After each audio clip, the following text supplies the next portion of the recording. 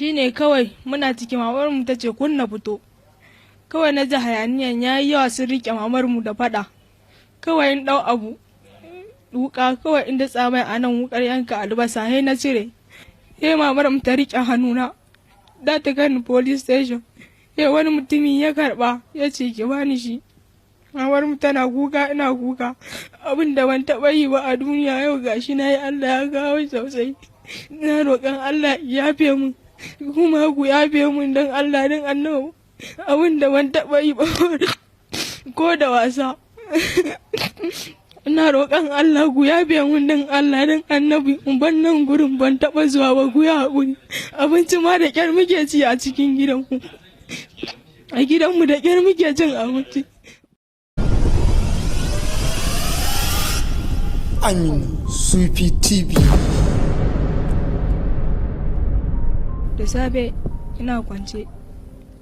Dama an faɗa mu don je mu yi faskare. Mun je mun yi faskare dama mu ta raba mana ebo ruwa ni da yayana. Namiji ne. Wallahi da ina ga da iya yi 18. He aka kawo ne ba ina cikin faskare he na bar faskaren ni da abokina. Sai na dawo gida. Yawan ta ce ewa ruwa he na ce dama abin da ya kawo ni kenan dan ebu ruwa he in koma na je na karasa kuntun aiki na ciro 200 sai na bata a jikina. He na ce gashi ko don kule he asiya. Sai ta ce to ta gode. He daga baya ma ta ce in zo ka daukarin da azumi kake yi. He na ce ba shi kawai ku siya. Sai daga baya he na dauki botiki ni da abokina da mu je mu ebu ruwa. He ta da guda ɗaya ina dauko guda 2. Muna cikin ɗaukowa kawai he abokina ya tsokane ni. Ya ce mun kunnuwa ya nace ba na zan irin wannan abu. Kunnuwa. Na da shi. He na ce ba na son wannan abun da yake ga mu. Akwai yara kusa da gurin babun mu ya hana faɗa mu. Shi ne he dan wannan in he ya ji. Da ya ji ya faɗa mu he na ce dan ci ubanka. Sai ya ƙi ya gudu. Shi yaran karamin yaran matar sai ya gudu ya ƙara faɗa min ya nace in na kama shi yana mai duka yana ci ubansa. Ya gama maza nan ya ta taho ya ta ce in baka ci uban nasa ba ni dan ci ubanka. Muka fara zage-zage da ita a famfo abin da ba mu taɓa yi da ita ba. Yanzu wasu na ziga ta a anguwar mu ƙananan yara.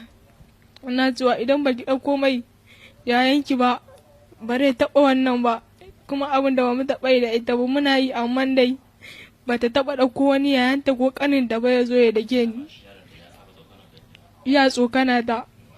Shi ne kawai sun fara faɗa ya kai ruwa na ɗaya. He gashi nan ya zo da sanda da ya dake ni. Sai na gudu ta gidan abokinmu ya na dirga. Sai mamar ta ce ba ta son irin wannan abun da nake yi.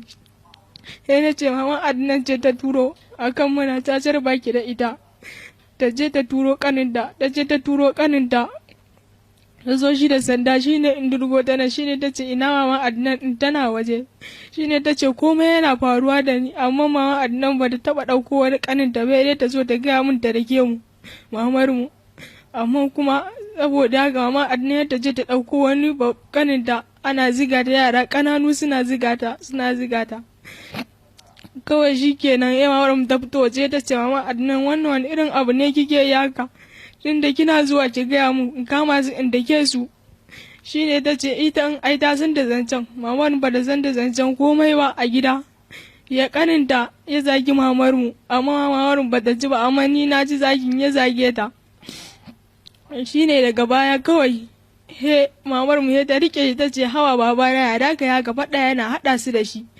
Amma ba ta taɓa ɗauko min wani ƙani ba ko wani haka ɗan uwa ya zo da ke ɗana ba. Saboda ita ma karan kanta ma ita da ta iya musu hukunci yadda ya kamata ta dake su. Amma kuma ta zo ta turo ƙaninta. Suka kai ruwa suka fito. Iya ƙoƙarin karɓar sanda a hannun yaron ya gudu. Shi ne kawai ya wanka mun mari. Da ya wanka mun mari kawai ya mamar mu ta riƙe shi. ta rike rigan ta ce haba mana ka ji kunya mana ba da ka zo ka daki ɗana a gabana.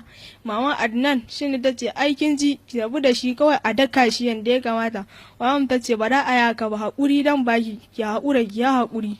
Shine ta ce ita ba za ta yadda ba sai an rama mata zagin da na mata da duka da sanda ya taho. Shine kawai muna cikin mamar mu ta ce kunna fito. Kawai na ji hayaniyan yayi yawa sun rike mamar mu da faɗa. Kawai in ɗau abu wuka kawai inda tsamai a nan wukar yanka albasa sai na cire. Su kuma suka ce haka ba ni nan cire wukar ba. Mamar mu ce ta cire kuma ba mamar mu ba ce ta cire ni na cire wukar da kaina. Mamar mu ta rike hannuna. Da ta gani police station. Wani mutumi ya karba ya ce ki bani shi. Mamar mu tana kuka ina kuka. Abin da ban taɓa yi ba a duniya yau gashi na yi Allah ya kawo sosai. Na roƙon Allah ya yafe mun kuma ku yafe mun da